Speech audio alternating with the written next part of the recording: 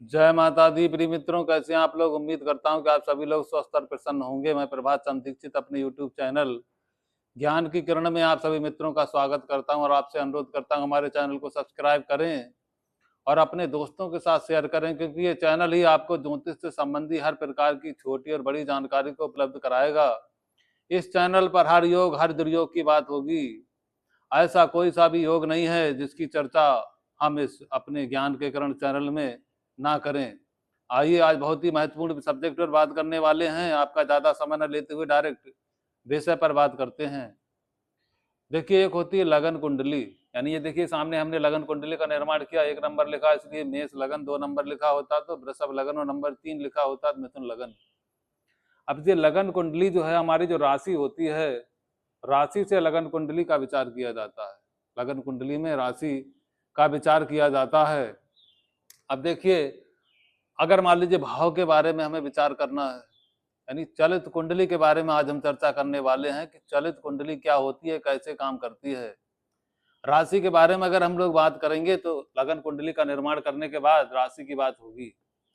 अब अगर चलित कुंडली की बात करेंगे तो भाव के आधार पर चलित कुंडली बनाई जाती है। मान लीजिए ये लगन का भाव है, एक भाव में एक राशि 30 अंश तक भोग करती है। अगर मान लीजिए आपका जब जन्म हुआ तो राशि 30 अंश को क्रॉस कर गई, इसका मतलब भाव बदल गया, या भाव संधि पे जन्म हो गया तो भाव आगे का फल दे रहा है। यहाँ पर अगर मान लीजिए ग्रह उच्च का लगन में बैठा है, यानी बुध बैठा है लगन में, दृढ़ बल प्राप्त करते हुए लगन में राजयोग बना रहा है, व्यक्ति को ऊंचा उठाने का काम कर रहा है बुध, यानी बुध यहाँ पर व्यक्ति को अकाउंट के क्षेत्र में, सीए के क्षेत्र में आगे लेकर जाएगा। लेकिन भाव चलित कुंडली में वो यहाँ का फल दे रहा है, द्वितीय स्थान का। तो इसका मतलब ये राजयोग जो बुद्ध का बन रहा था यहाँ पर थोड़ा कमजोर हो गया, यानी कि इसका जो फल मिलेगा व्यक्ति को देर से मिलेगा। सामने से आपने कुंडली देखी तो आप तो कहेंगे यहाँ तो राजयोग का निर्माण हो रहा है, लेकिन असलियत में वो चलित में यहाँ पर पहुंच गया, इसीलिए उसका भाव का थोड़ा फल बदल गया। भाव में देरी हो जाएगी उसके फल मिलने में, और जो राजयोग है यहाँ पर थोड़ा कमजोर हो जाएगा। तो इस प्रकार से इसको कहते हैं भाव चलित कुंडली। अब मान लीजिए दूसरा उदाहरण लेते हैं। ये देखिए चतुर्थ स्थान है, भूमि भवन जमीन जायदाद का स्थान है, माँ का स्थान है, ये व्यक्ति का अपना खुद का घर है। मान लीजिए यहाँ पर गुरु महाराज बृहस्पति चतुर्थ स्थान में बैठे हैं उच्च के होकर, लेकिन भाव चलित में वही गुरु यहाँ पर तृतीय स्थान में आ गए। तो इसका मतलब व्यक्ति को भूमि भवन जमीन जायदाद को बनाने में कई प्रकार की संकटों का सामना करना पड़ेगा। यहाँ पर गुरु जो राजयोग का फल देना चाहिए था वो बिल्कुल लास्ट में जाकर मिलेगा, मिलेगा जरूर लेकिन सबसे लास्ट में, तब तक बहुत देर हो जाएगी। फिर उस समय भूमि भवन जमीन जायदाद मकान का ज्यादा लाभ नहीं मिल पाएगा। तो ये समझिए कि राजयोग का फल यहाँ पर नहीं मिलेगा। तो व्यक्ति के भूमि भवन जमीन जायदाद सुख में देरी हो जाएगी, देरी से सब कुछ प्राप्त होगा, क्योंकि भाव चलित में ग्रह आगे निकल गया, इसीलिए यहाँ पर इसका फल इस प्रकार से होता है, इसीलिए भाव चलित इसको कहते हैं। अब देखिए तीसरा उदाहरण देते हैं। सप्तम स्थान पत्नी का स्थान है, यहाँ पर मान लीजिए उच्च का ग्रह बैठा है, मान लीजिए तुला राशि लिखिए, शुक्र बैठा है यहाँ पर उच्च का।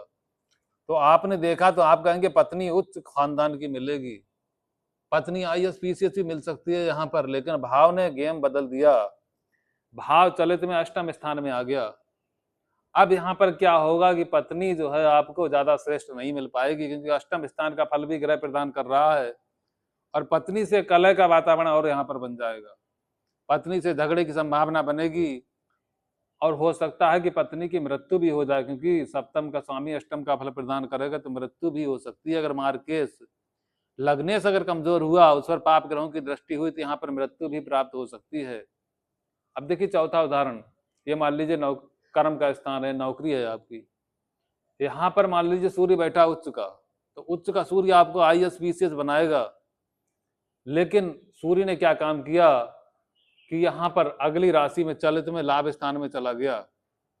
अब ये सूर्य क्या करेगा कि यहाँ सूर्य को आईएएस पीसीएस का पद आपको प्रदान करना था, कंपटीशन के द्वारा आपको अच्छी पोस्ट दिलवानी थी, लेकिन अब सूर्य आईएएस पीसीएस नहीं बनाएगा, बल्कि यहाँ का फल देकर आपको बिजनेसमैन बनाएगा और खूब धन प्रदान करेगा, देश विदेश की यात्रा होगी और व्यापार में तरक्की करेंगे, लेकिन नौकरी नहीं मिल पाएगी। तो इस प्रकार से चलित ग्रह अपना फल देता है। अब दूसरा सवाल ये उठता है कि चलित में जो ग्रह जहां पर बैठा है वहां पर उसकी दृष्टि पड़ेगी, या जहां से चलित में यहाँ चला गया यहाँ पर दृष्टि पड़ेगी। तो दृष्टि का फल कैसे ज्ञात करेंगे? तो सबसे पहले आपके समझ ग्रह जन्म कुंडली में जहां भी बैठा है वहीं से उसकी दृष्टि गिनी जाएगी। मान लीजिए यहाँ पर बैठा है तो सप्तम दृष्टि यहाँ पर आएगी। चलित में अगर यहाँ का फल कर रहा है तो यहाँ से दृष्टि नहीं गिनी जाएगी। इस प्रकार से आपको समझ लेना है।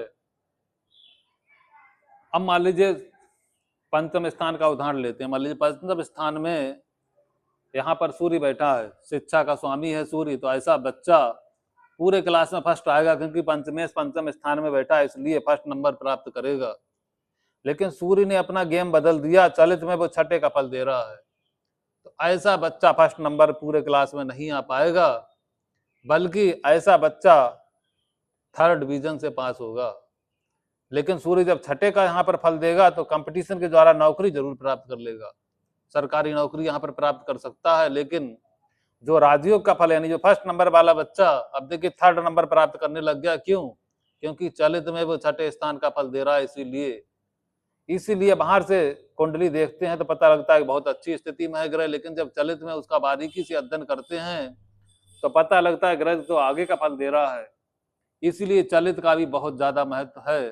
तो जब भी कुंडली देखें तो लगन कुंडली के साथ चलित कुंडली भी देखना बहुत ज्यादा जरूरी है, तभी चल पाता है पता कि व्यक्ति कितनी ज्यादा उन्नति करेगा, कैसे आगे बढ़ेगा।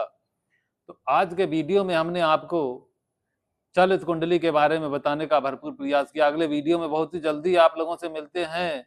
जय माता दी।